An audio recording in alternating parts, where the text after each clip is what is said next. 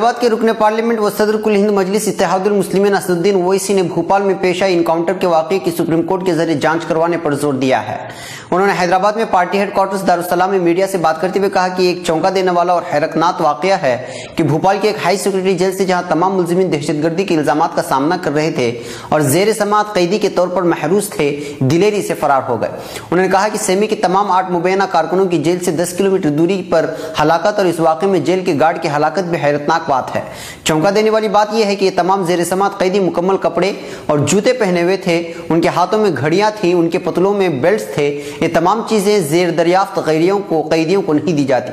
सदर मजलिस ने वाज़ेह किया कि मध्य प्रदेश बिलखुसूस मलवा का एक इलाका दहशतगर्दों की कार्रवाइयों का मरकज रहा है जो मुल्क भर में अंजाम दी गई है, चाहे वो मक्का मस्जिद बम धमाका हो, अजमेर या फिर मोड़ा सा क्यों ना हो।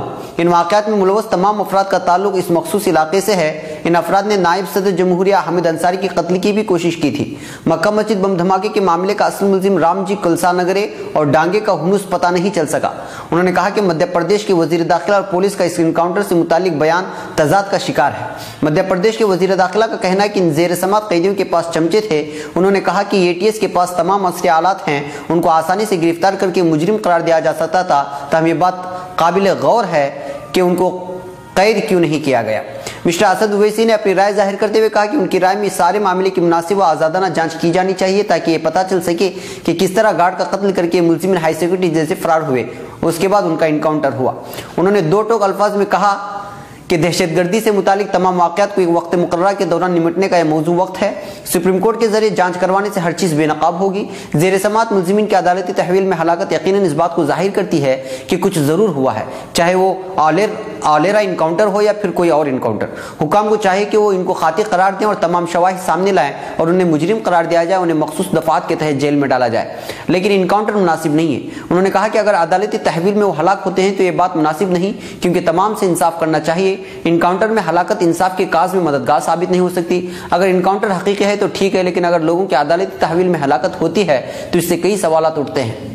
सुप्रीम कोर्ट के जरिए आज़ादाना जांच का ये मौजू वक्त है जिससे पता चलेगा कि संगीन इल्जामात का सामना करने वाले किस तरह जेल से फरार होने में कामयाब हुए और इनकाउंटर में हलाक हुए। मिस्टर असदुद्दीन ओवैसी ने कहा कि मध्य प्रदेश के वजीर आला दावा कर रहे हैं। मुंबई भोपाल जेल से फरार होने का इल्जाम आयद करते हुए मध्य प्रदेश पुलिस के जरिए 8 मुस्लिम नौजवानों के इनकाउंटर पर आज यहां जमीयत उलमा महाराष्ट्र के सदर मौलाना हाफिज मोहम्मद नदीम सिद्दीकी ने सख्त रद्द-ए-अमल का इजहार करते हुए उसे सरीह कत्ल करार दिया है और कहा है कि सिर्फ उन मुस्लिम नौजवानों का ही नहीं बल्कि अदलिया और जमहूरियत पर हमारा जो भरोसा था उसका भी कत्ल है। अगर इन मुस्लिम नौजवानों को ही कत्ल करना था तो फिर उन्हें गुज़श्ता 3 सालों से जेल में रखने और अदालती कार्रवाई की जरूरत ही क्या थी। बंद कर दिया जाना चाहिए अदालतों की ये पेशियां और ताले लगा देना चाहिए इन इंसाफ के मंदिरों पर।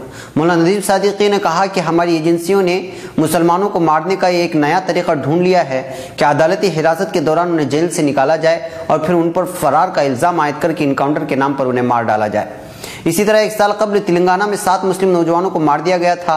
नीस खंडवा जेल से फरार होने के इल्जाम में भी 5 मुस्लिम नौजवानों को मार डाला गया था। अगर इसी तरह मारना है तो क्या जरूरत है इन अदालती तामझाम की, जहां बरस मुलजिमीन को अपनी बेगुनाही साबित करने में लग जाती है और बिलाखिर इनकाउंटर में मौत ही उनका मुकद्दर बनती है।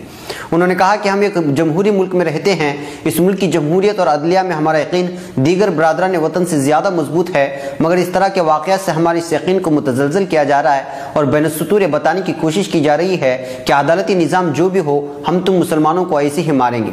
अगर तुम हमारा कुछ बिगाड़ सकते हो तो बिगाड़ लो। उन्हें मालूम है कि हम कुछ नहीं कर सकते क्योंकि हम कमज़ोर हैं और हमारी कमज़ोरी का फ़ायदा उठाकर हमारे साथ इस तरह की गैर जमहूरी, गैर दस्तूरी और गैर इंसानी हरकत की जा रही है। लेकिन इस तरह की हरकतें करने वाले याद रखें कि एक बड़ी अदालत में फैसला होना अभी बाकी है, जहां इंसानों के बनाए हुए कवानीन नहीं बल्कि इस दुनिया को बनाने वाले अल्लाह के कवानीन के तहत फैसला होगा।